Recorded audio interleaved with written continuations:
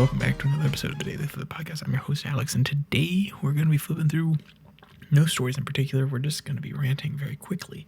It's going to be sub 5 minutes, but I feel as though my opinion is not due because my opinion isn't that important, but I'm going to make comments on it no matter what, because a situation like Jimmy Kimmel's, which, yes, that is the topic today, frustrates me to no end. And, of course, we will not end with anything but a question to you. And I'll pose it here. You can answer it at the end, which is, should Jimmy Kimmel have been fired because of pressure from the FCC?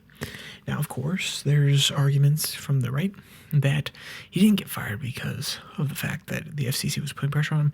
He made comments that were false, and the network was pulling him down.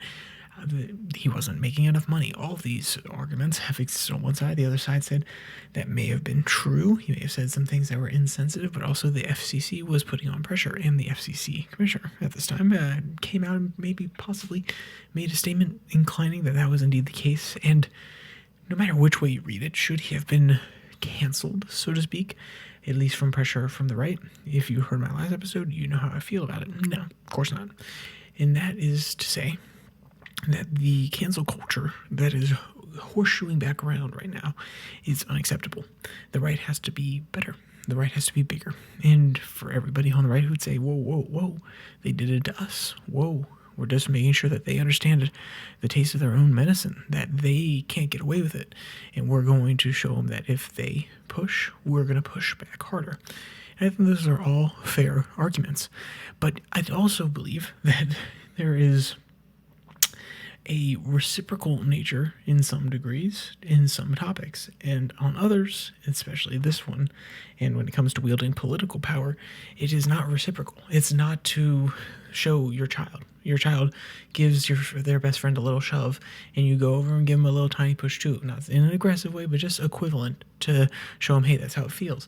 It's very different than the force of government, because when people are bereaved, when people feel as though they are slighted, when they have been not even distraught, when they have been knocked out of their jobs, when they have been forced to do things that they're not okay with at the hands of government, very often these things are large. When the government's interfering, when the government is making decisions of this nature and infringing upon people's rights that are constitutionally guaranteed, even if it's within the letter of the law, then you're going to see equal and opposite reaction. If your child decides to push you back a little bit and go a little bit harder, guess what? That's small beans. If you have a bully who you go back and forth with, you show him how not to bully. You punch him back, essentially. And then he decides to come at you a little bit hard. The consequences are smaller than if you're deplatforming, if you're canceling, and using the force of government in this way. And overall, I think the FCC should actually be abolished. And I say that because it sounds, rage baiting, and it's similar to abolish the education department. But in all seriousness, I think it's an administrative tool that could totally be taken away, and I would not be upset. And I heard somebody else say that today. I was like, oh, finally, they're finally at the right position. And that's not to say that there aren't others on any part of the movement, from any part of the movement, that would disagree with that. But the institutional control of our airwaves. I understand when the infrastructure was being put up, it took a lot of endorsement, backing by the government, but we're at the point where they can run themselves. And if they can't, then they should not, and they can't even run the infrastructure that they broadcast on, then these broadcasters should not be able to do it. Another company should come up, be able to handle the infrastructure, and use the airwaves as they see fit. Now, is that to say that we should allow absolutely everybody to go on the airwaves and broadcast whatever they want? Well, if you thought I was going to be nice about it, no, 100%. If the airwaves get clogged up, maybe people will come up with new protocols. Maybe there'll be new ways. Podcasts have already replaced the radio segments anyway. So my point being that this overreach from government in small ways in order to regulate the airwaves to make sure that things aren't on radio that shouldn't be there for kids, that they're not obscene. Now that same administration is using their power to try to push around companies who have to use the airwaves in order to get their message out there.